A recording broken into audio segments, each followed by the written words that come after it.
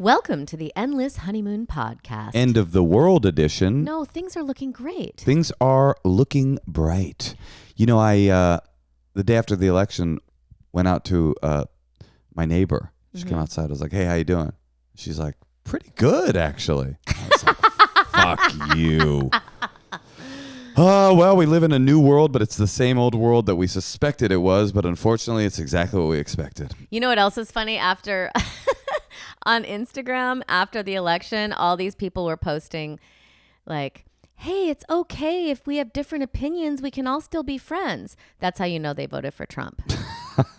Like people I'm friends with that I know who are like rich people. So That's it's like funny. Those were the people kind of putting that out. Well, I will say one positive thing that came as a result of this election was our Patreon election gathering. That was so fun. I mean, I would not call it fun in any way. Here's why it was fun for me. But it was good. It was nurturing. It was edifying. Because it was like we did it on the night of the election, so we didn't quite know, but we knew. And I definitely wanted to get off the Zoom before they called it officially. You didn't want to be there for that moment? I didn't want to be there for the moment because, you know, we had an election party last time he got elected and it was like, it was really traumatizing. Yeah, my friend everybody. Jonah Ray texted me the day after our Patreon and he goes, stop having fucking election parties, please.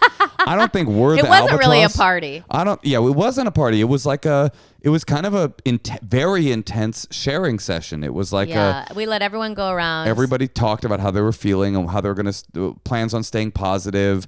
And some people didn't think positivity was the answer. And there was a lot of different opinions and a lot of emotional stuff going on. People were really, anyway, whatever. It's a nightmare. We're living in a nightmare life as hell. But it was nice to connect to the community of listeners in that way. And Guy Branum was a guest. He decided to come on and he kind of said something that I was inspired by. He's like, I'm just going to, because, you know, he has a niece he's very close with, and he's like, I just want to keep teaching my niece, you know, what is correct in political discourse. What did he say exactly? I don't know. No, I sound stupid. No, you don't. Well, he was just like, it's my responsibility to tell her, you know, about racism and certain policies and the environment, and you know, it's not going there's going to be a lot of dissonance that we're going to have to fight through, you know. I was having dinner last night. By the way, if my voice sounds a little bit hoarse, does my voice sound a little hoarse? No. Does it sound a little blasted out? Here's the thing. I just got back from Seattle where I was absolutely annihilating. And so that's like, I just want people to know that. Like, if you're getting distracted by my voice, like I killed so hard. I know. We know you had sold out shows. Yeah, my shows were sold out. And you work really hard for it. And that made me kill harder because I killed so hard because there were so many people there. Does that make sense? But anyway, just, and I say that in a full spirit of humility, which I am very good at. The spirit of humility is one of my better traits. But, what was I saying? I definitely forgot everything I was saying in that rambling tangent about how hard I killed this weekend. The election. You were saying dinner? I went out to dinner with a friend who's a 5th grade teacher, and he was in Washington, and he was basically saying, like, in his community, the kids that he teaches, you know, there's trans kids and there's Trump family kids, you know, because he lives a little bit countrified, and he's the social studies teacher, right? And so he was like, you know, this is sort of the crucible for, you know, in a public school setting, it's like you cannot have ideological divides.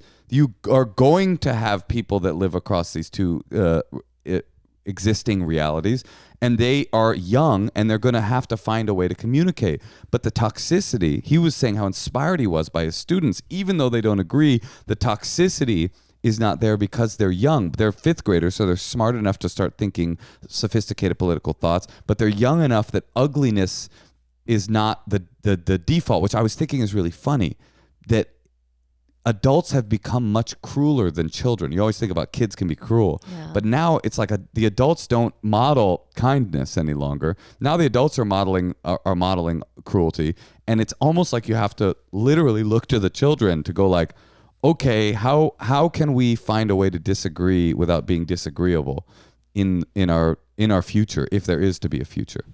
Yeah, it's kind of wild. Although I did go to a party last night and everyone was in a great mood. Yeah. And I just feel like we're handling this it's like your second attack. You It's know? like when you go back to your abuser. And Yeah. there's a kind of bliss that comes with it, where you go, you know what? He's an abuser and he's not going to change, but I've decided to stay in the relationship. Well, that's not really what I was thinking. I was thinking more like we were just like so victimized the first time, like how none of us thought it was possible to have someone that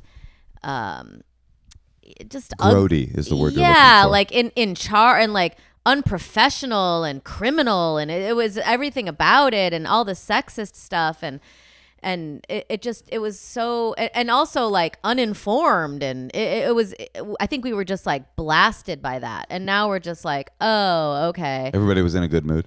You Well, ever hear that when you...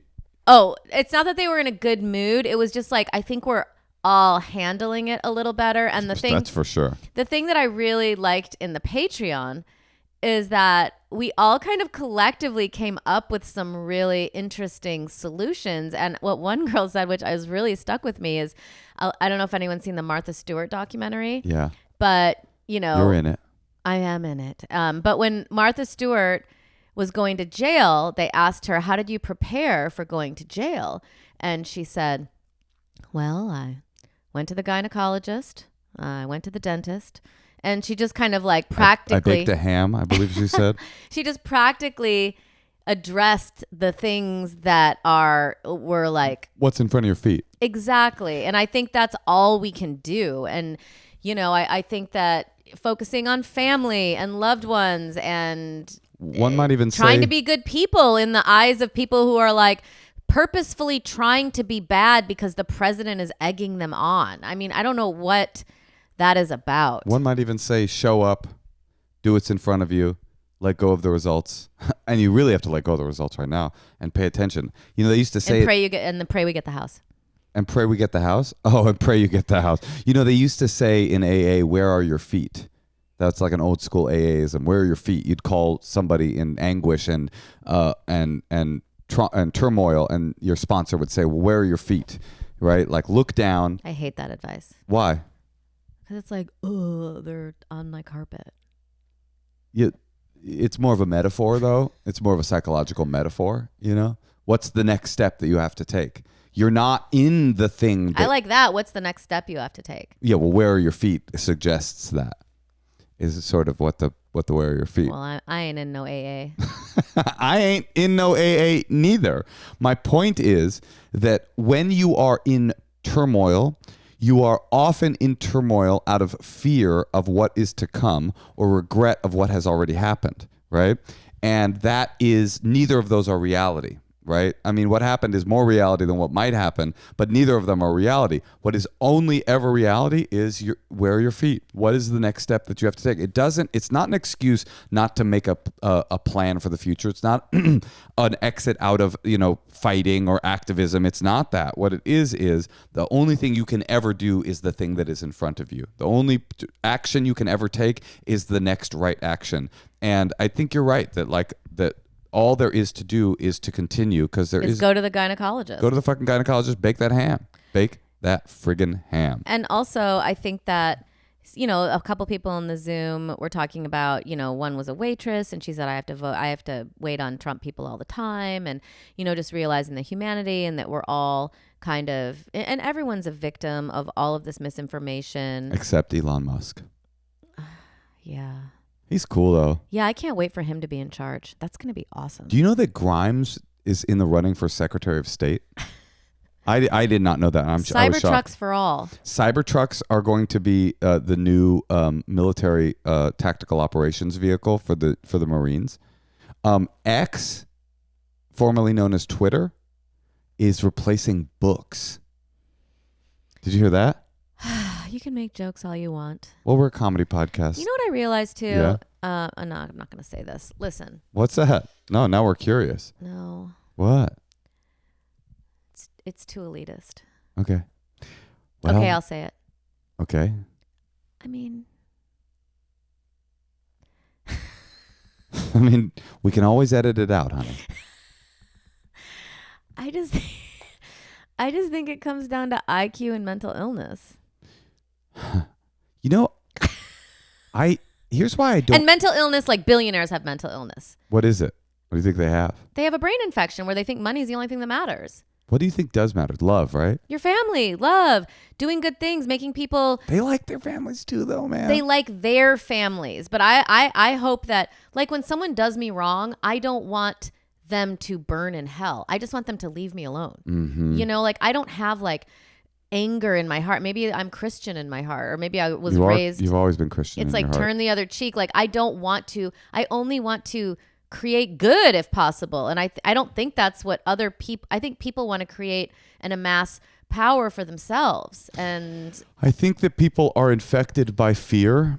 I think that the internet is supercharging that infection. I think that it's not just the right that's infected by fear. That's just that the fears of course. It's just that the fears are different. Yeah. And I think that we're in a time of unfathomable turmoil. And I think I think we pray that the next gen will be a little bit less affected. You know, part of it is that our brains aren't sophisticated enough to be handling the internet misinformation that we're being handed. And there's some part of me that is thinking maybe people that were born literally retinally attached to their phones will be able to suss through this better. Or maybe AI is our only hope. I keep coming back to this.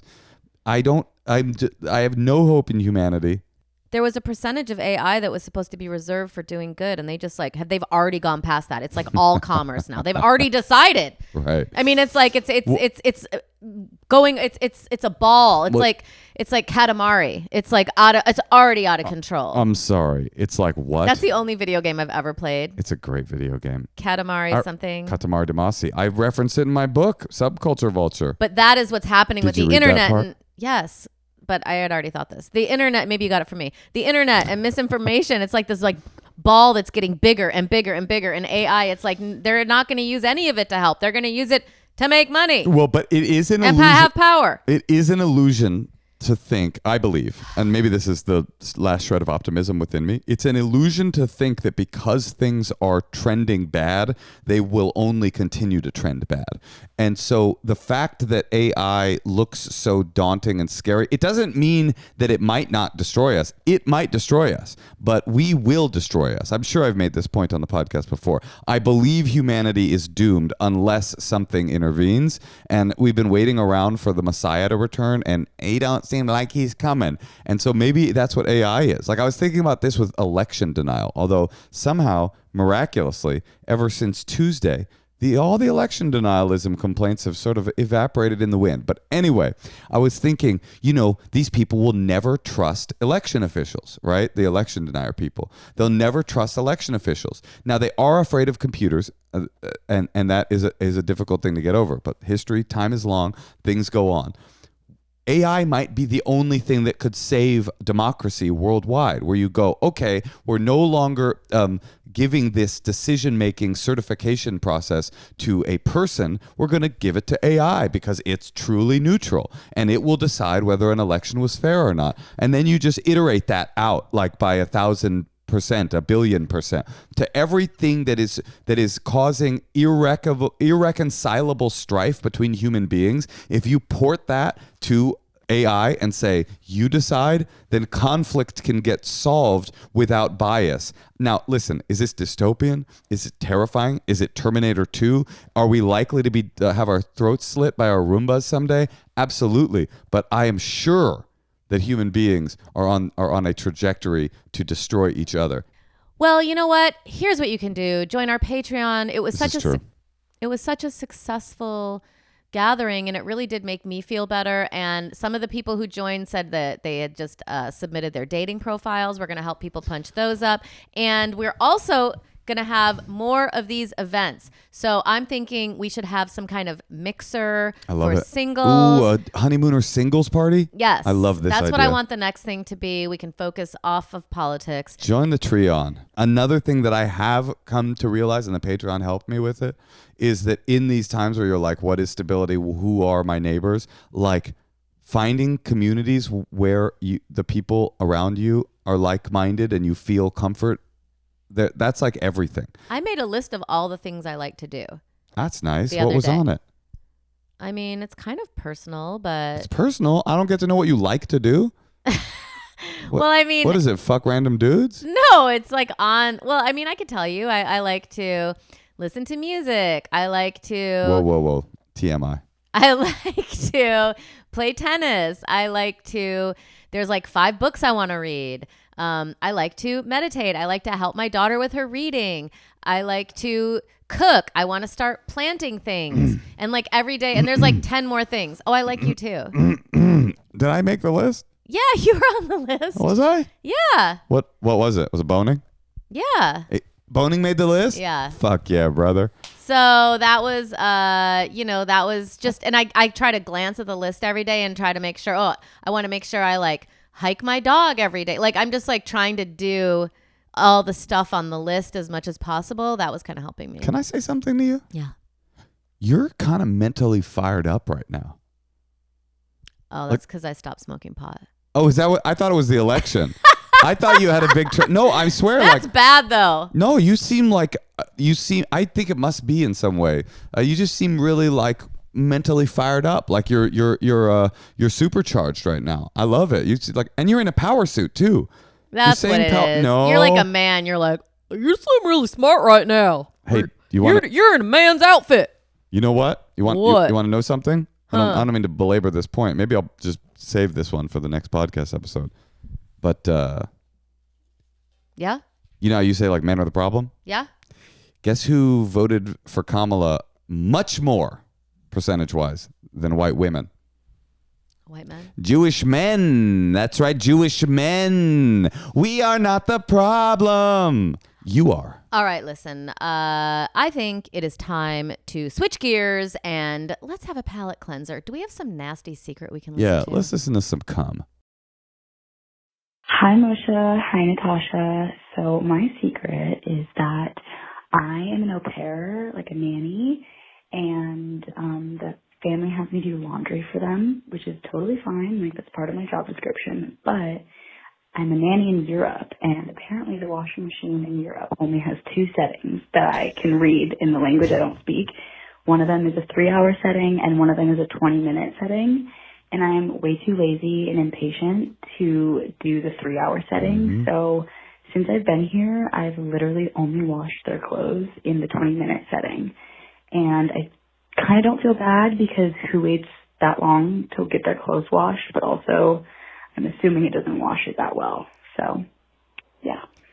Love you guys. Fuck that 3-hour setting. Here's the reality. I am not a 3-hour setting person. Here's the reality. They're European. They probably smell a little bit anyway.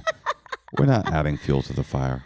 I mean, I'm reading this book right now, The Great Alone, about living in the Alaskan outback, basically, or the Alaskan. It's very Wilderness. Yeah, it's very remote. It's called The Great Alone. But anyway, I mean, just to wash something, they have to go outside, go to a well, get some water, boil it, put it in. It's like things are clean enough. It's clean enough. 20 minutes I like in a that. Things are clean washing enough. machine Is good enough. Yeah. You're doing a great job, au pair. Yeah, you're doing great. Just don't fuck that husband, girl. Or do what you need to do. Hi, Natasha and Moshe. With all the talk about kids and Santa Claus on a recent episode, brought back a memory of how my mom made Santa Claus break up with me. Basically, I believed in Santa for way too long. It wasn't like the 17-year-old that was mentioned recently, but it was maybe 5th or 6th grade, so definitely over the age of 10. A friend and I were totally still convinced that Santa was real, and like no one could prove us otherwise. So we plotted this scenario where we like decorated a special box, and in our letters to Santa told him like, if you're real, you'll put this secret item that we aren't revealing to anyone else into this box.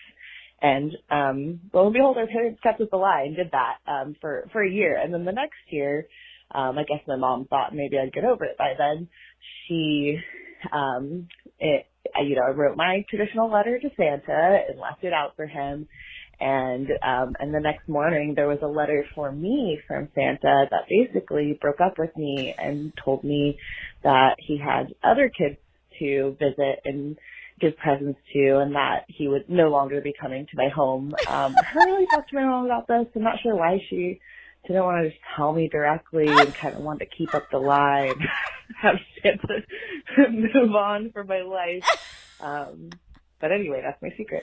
Wait, that is so funny because her mom like wants her to grow up, but still lets her believe in Santa. Yeah, it's like it's the opposite of the solution to the problem.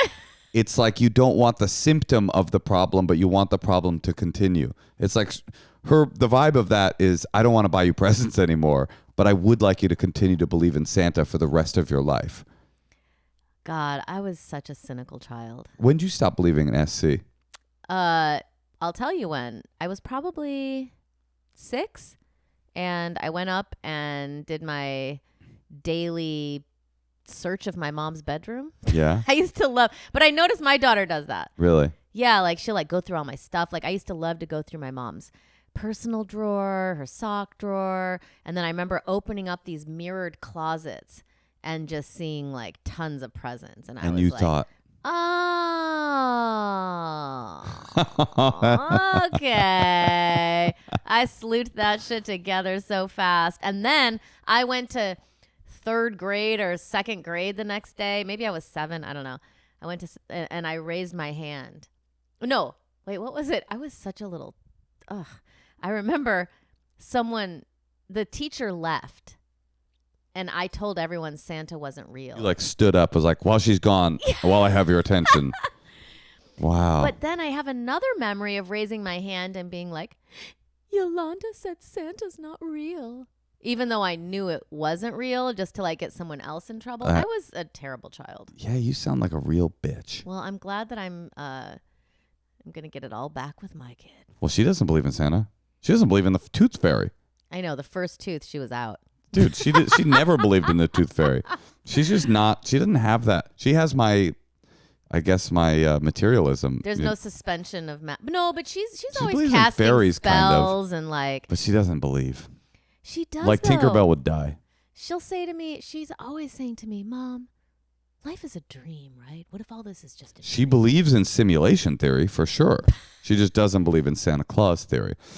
When did you? Oh, you never. Wait, but you grew up with a Christmas tree and you got presents. Did you? I don't think I ever believed in Santa Claus. So your grandma, who? But I might be helped rewriting raise you. history because I have shame that my grandmother, who did celebrate Christmas with us, maybe I believed in Santa Claus and have blotted that memory out. That's possible. Did you get do you remember having stockings? Oh yeah, she had stockings. And so you'd wake up in the morning and be like, "Whoa, what a miracle!" I don't know. You don't like to talk about it. I don't like to talk about it. It's your dark side. Well, I don't like to talk about it so much that I can't even answer it honestly. I don't. I do remember, and I don't even like saying this, leaving cookies out for that motherfucker. It's funny cookies. Cookies. And he's like, clearly doesn't eat cookies. Why, Natasha? Why doesn't he need cookies? Yeah, I think we're done here. He seems like he's diabetic. Oh, you think it's a disease thing? Okay, that's pretty good. Natasha, what should we do next? You know what? The people need us. Let's try to solve some problems. Let's take a call. Okay. Hey, Natasha. Yeah, Moshe. Remember when we found out about Aria, the go-to guide for all things sex and intimacy, where you can fill out a questionnaire and find out the kind of sex toys and have a personalized concierge help you find the things that you're into? And then I had to return the strap-on because it was too big. It wasn't a strap-on. But we did receive some things. And I got to tell you, we had a sesh. Yeah, we got some anal beads. No, it wasn't anal beads. Natasha, please don't reference the specific things that we got from Okay, Aria. sorry, but we did like this box. But Aria takes away the mental load of figuring out how to spice things up in the bedroom by doing the work for you. I mean, isn't that we get so many calls on this podcast where people are like, things have gotten boring, things have turned stale. Aria will take the staleness away without you having to do any research. They do the research for you. They're also making gifting special this holiday season. You can skip the matching PJs and surprise your loved one with a gift of intimacy and great sex. It's the perfect way to connect on a deeper level. People come to Aria for many reasons, whether you're stuck in a routine, seeking deeper emotional intimacy, Moshe, or No, I'm wanting not. to I'm just kidding. I'm seeking deep anal penetration. Or wanting to infuse more play into your relationship. That's what I'm talking about. Aria makes it easy for couples to connect by crafting customized, intimate experiences called scenes, tailored to your needs. The way they do it is they have this concierge. It's like a concierge service. Basically, Aria takes all the thought out of having to try new things. Maybe you're too scared to talk about it out loud. The concierge will help you. They set you up with a dedicated, literal concierge who is available anytime you need them, and they send tips and tricks and weekly updates to help you get started. It's easy to get started with a fun, private quiz to understand you as a couple. We took the quiz and we understand us as a couple a little bit better. Surprise your partner today or later by gifting Aria this holiday season. Visit Aria, ARYA.FYI, and use code Honeymoon for 15% off today. That's aria.fyi with code Honeymoon. All right, we are going to call Haley in Mississippi. That ain't it, girl. Oh, who is it? Leanne? Okay, you know what? Why not call Leanne in Salt Lake City? That's who's waiting. She'd be perfect. I just made up the other one. Leanne. Hi, Leanne. How do you do? Can we hear you okay? Yeah, can you hear me? Yeah. Oh, heck yeah. That's usually how that question goes. Can you hear me okay? But you did it a different way. What did I say? Can we hear you okay? That's kind of unique. Very unique. You got a cool style, Natasha. Thank you. Leanne, what are them streets like in Salt Lake right now? MAGA filled. MAGA filled. Are there a lot of It flows with MAGA. Are there a lot of I've noticed our Trump neighbors, they put out the American flag the day he got elected. Is there a lot of that? American? Yeah. Most of my neighbors they had Harris Wall signs. There you go. You live in that liberal bubble inside of Salt Lake City. Yeah. It's like a half a block. You live in that liberal half block. Leanne. It's like a little pimple. Yeah. It's a blue pimple.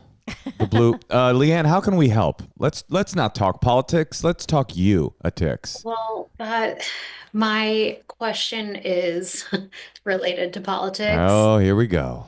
I'm sorry. That's okay. We can Natasha and handle I it. are in a mixed marriage. I've become really hard for the Trump train in the last 4 days. Yeah.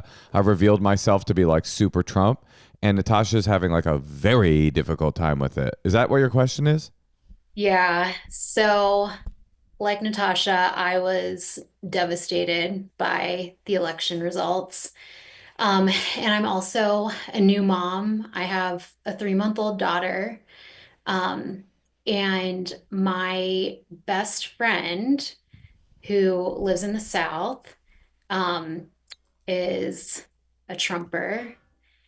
And I am having a really hard time, reckoning with it.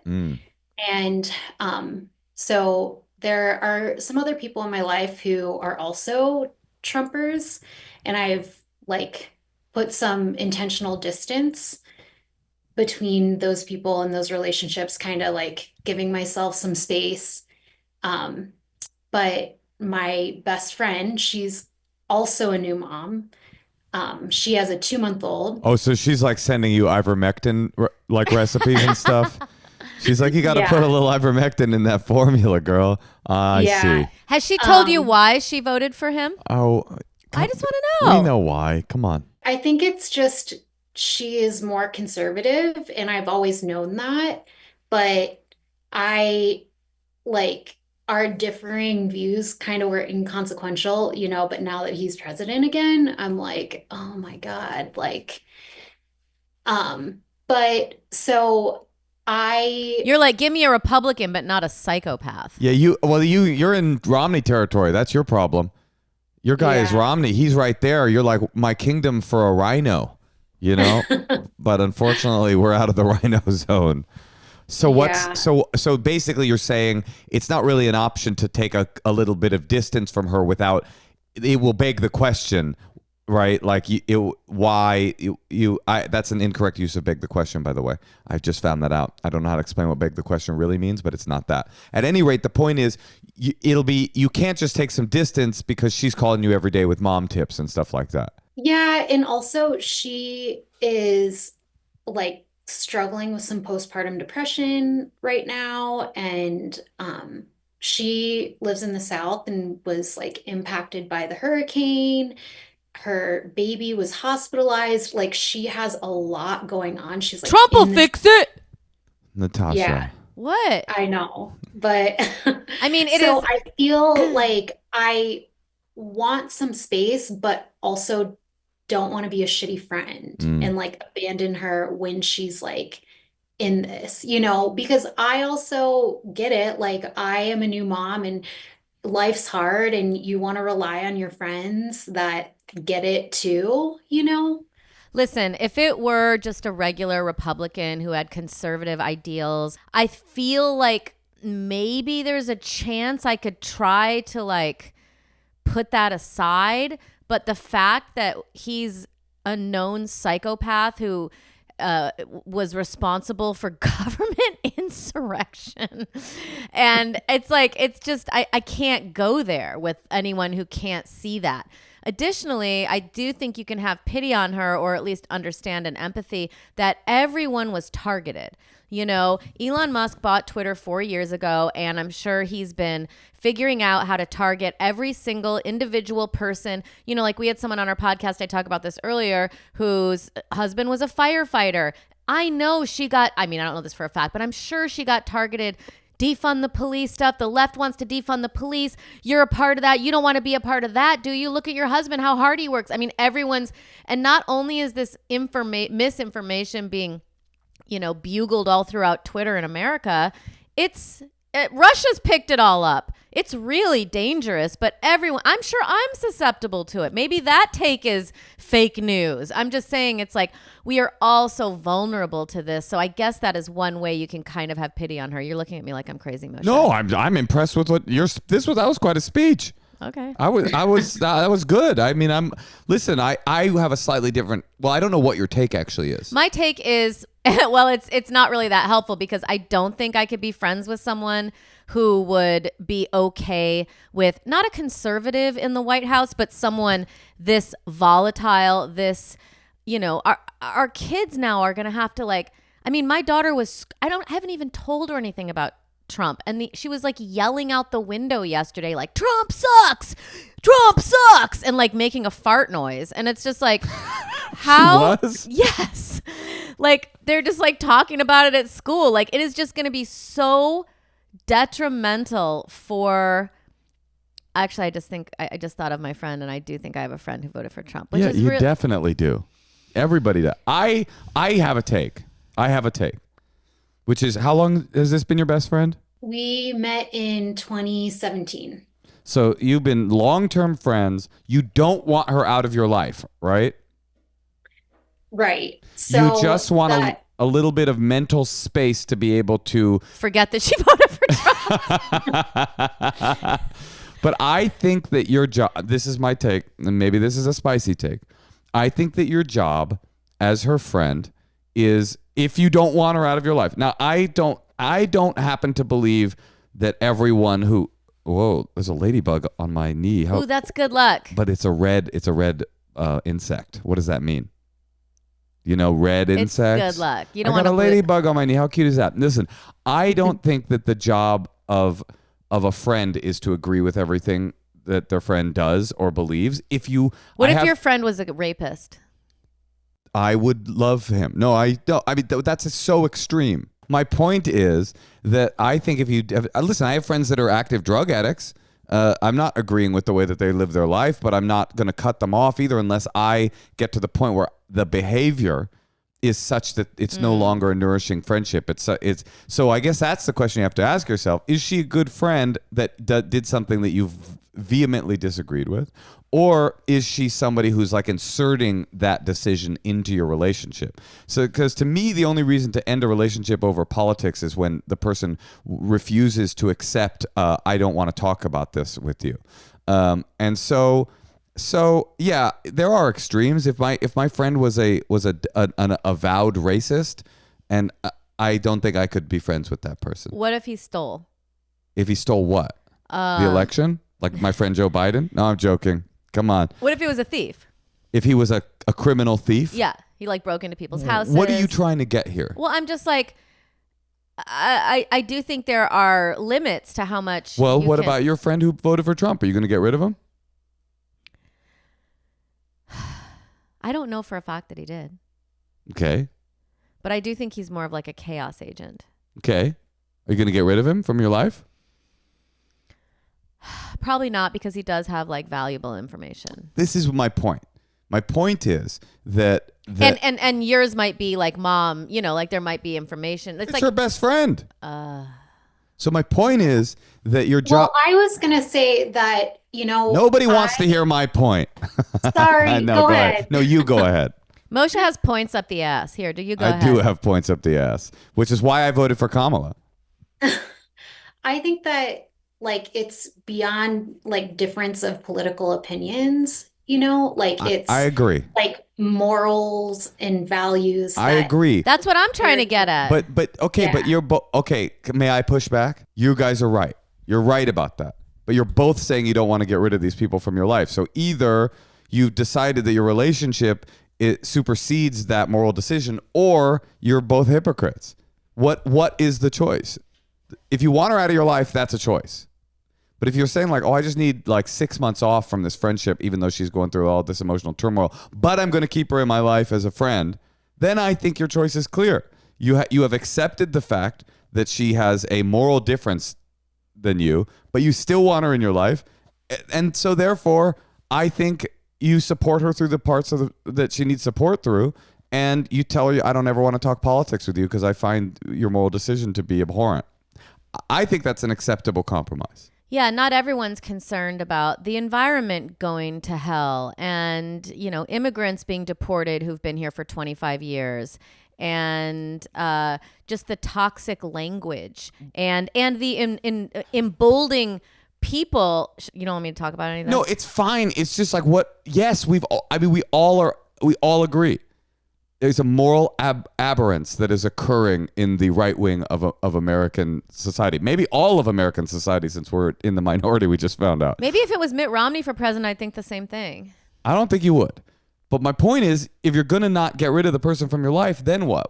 Then what? What do you do? Well, no one wants their mind changed, so we know that's out of the question. Right. So do you support your friend through this difficult time that she's in, or do you cut her off completely? I think that's my take. Your choice is either to get her out of your life because you just have decided that you cannot accept having any friends that voted for Trump, or you go, I've made a decision that I'm not going to get rid of the Trump voters in my life, and you are that person's friend. I mean, obviously self-care is important. If you need it for you, yeah, you're entitled to say, hey, I love you. I can come. Actually, maybe this is the right thing. I love you. I want to support you through this tough time, but I need a couple of months just to let the dust settle politically because I just can't. It's too much for me. And can she say, here's my reasons why? I just can't believe that for what? What for? Yeah. I mean, do you think there's any new information you could introduce to your friend where she'd go, whoa, I never thought of it like that? Well, we have had like political conversations in the past, and like she has been open to it, you know, so that's why like we have been friends for so long and like very close friends because we were able to have conversations and like we didn't necessarily agree, but she was understanding. But like, I don't know, this second presidency, like it feels like there's a shift, you know, with like, her or just with you and the way that you're reacting to it. with her. Yeah. Uh-huh. So there's like way less like open-mindedness of like at least hearing me, you know, like in my opinion. And why does she have to be your best friend? You know, I think that maybe seriously, because people are going to split off. I mean, Moshe and I were at an intersection yesterday, and every car that drove by, we were like, Trump voter, Trump, Kamala, Kamala, Trump voter. You can just tell from how they look. And then we were at the coffee shop, and it was like the day after the election, and this like blonde hot chick in her flip flops and like long pink toenails was like sitting waiting for a coffee with a MAGA hat on, like chewing gum, just looking like a fucking asshole. And like you could just see it. Like it's just like this, like people are now emboldened to be assholes. And I don't know what this messaging is. I even asked people on stage who said they were voting for Trump, and I would get this a lot. I would ask someone, why are you voting for Trump? And the guy's like, I don't need my president to be a nice guy. It's like this like weird attitude. Like, I don't know who they want. Like, fuck everything. Fuck, I'm me. Yeah. I don't know what it is. I don't know what's behind it. Traffic's worse. Everything's like worse with these. Traffic's worse? I noticed it. Are you sure traffic's worse? Laura's nodding her head. You think traffic's worse because of Trump?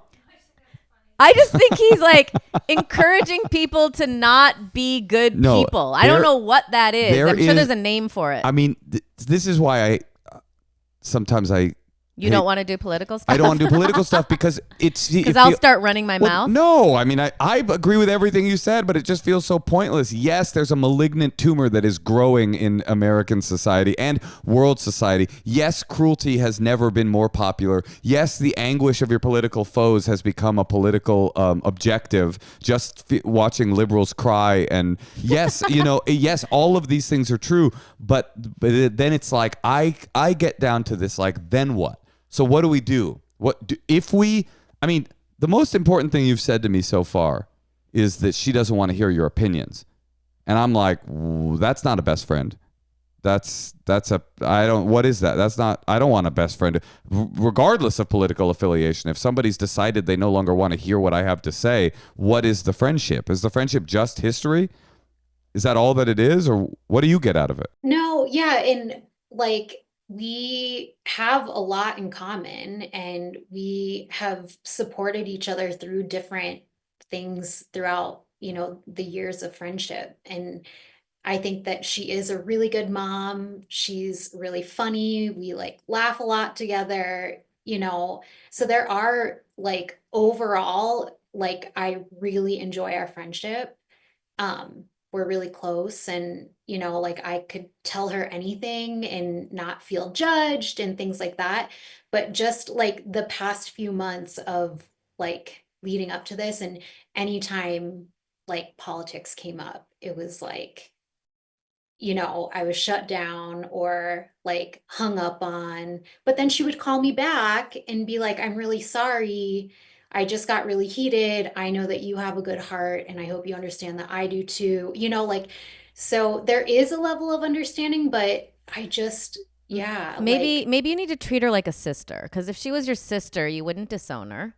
You would maybe like fill up your friend circle a little bit more. I mean, I think, and sometimes friends, you do grow apart. I'm not saying you should grow apart from her because of all this, but I'm just saying it's like, worldview is important, and it's important in partners. It's important in friendship, and it's really important to share those things. And I think you just have to be on alert to see if she is if she is changing from all of this, or, maybe it's just focus on the humanity of it. Like maybe she really does think that she'll make more money and her child will be safer with someone who wants to overthrow the government and start a fascist regime, but she might.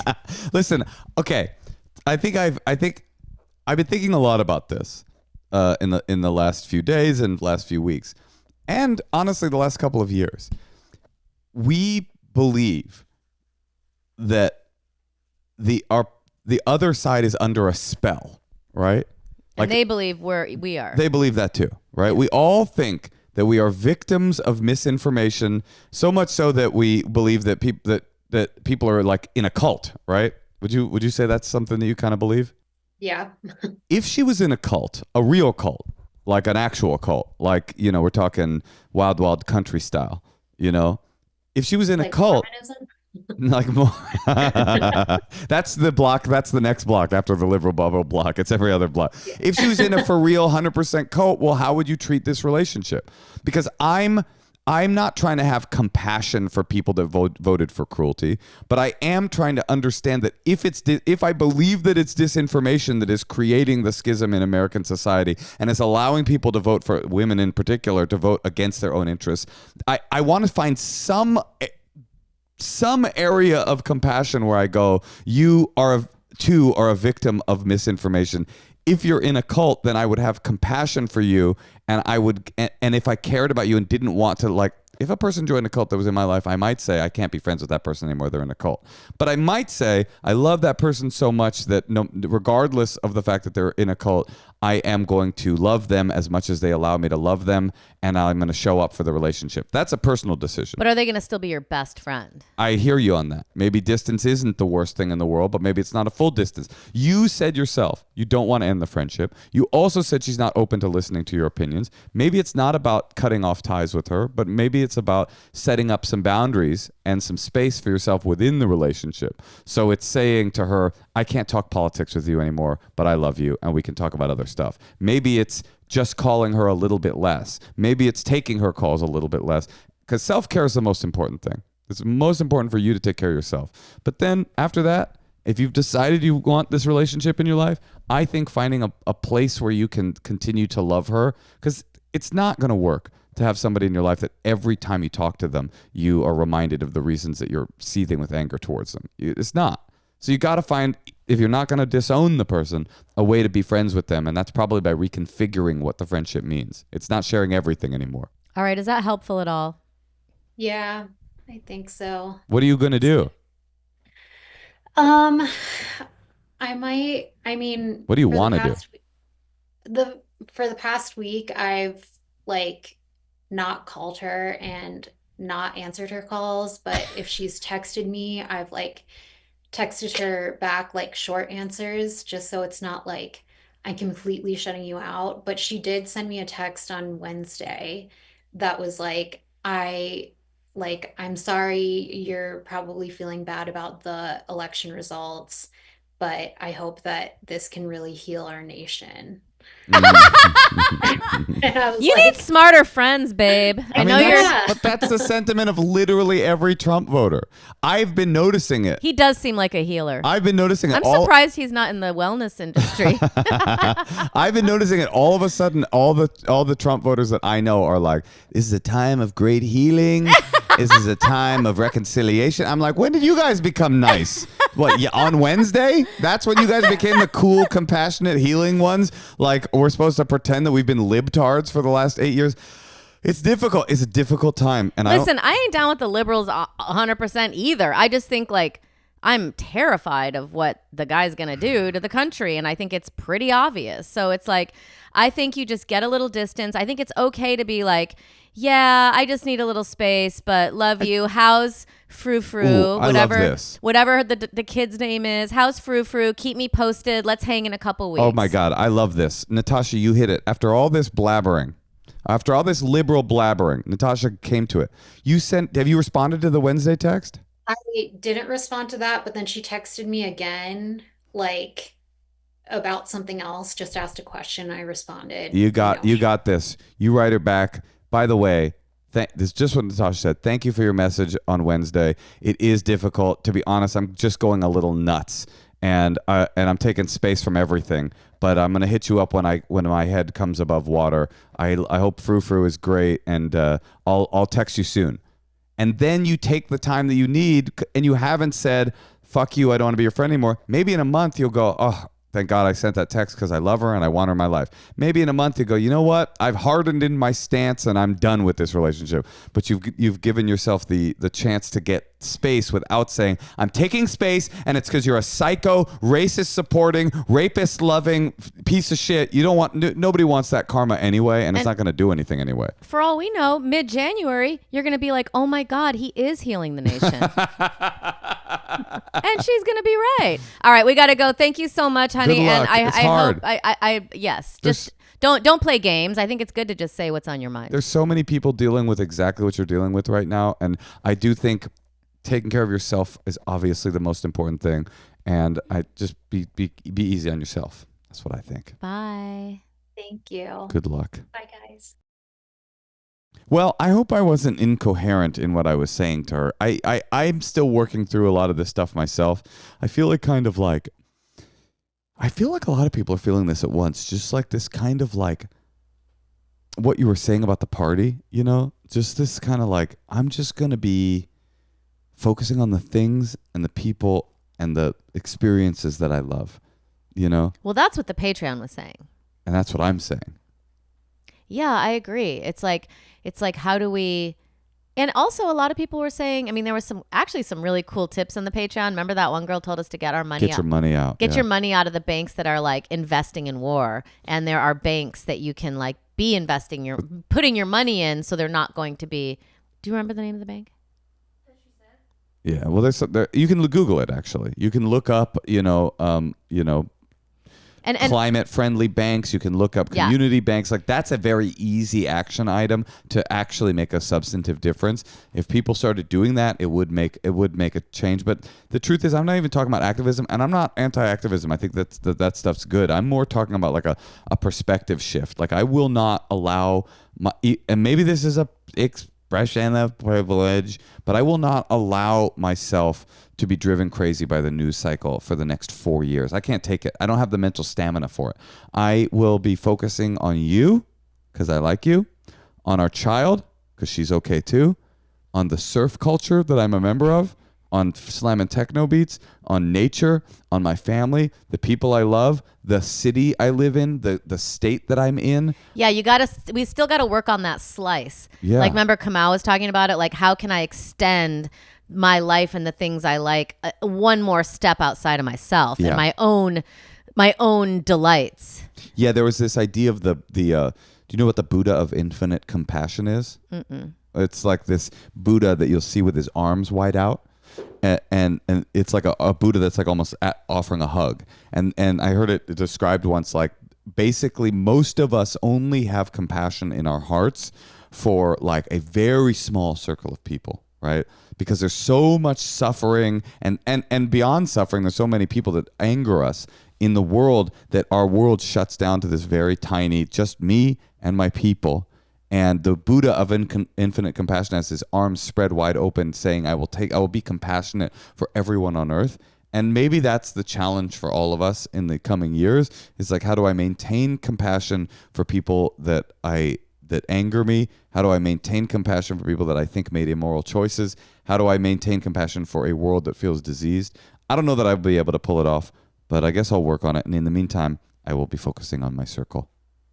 All right. Well, and inside of my circle is a woman that I love. She sounds cool. She is cool. Is it Blanche? It's Blanche. I love you, Blanche. And I love you, Natasha. I love you too.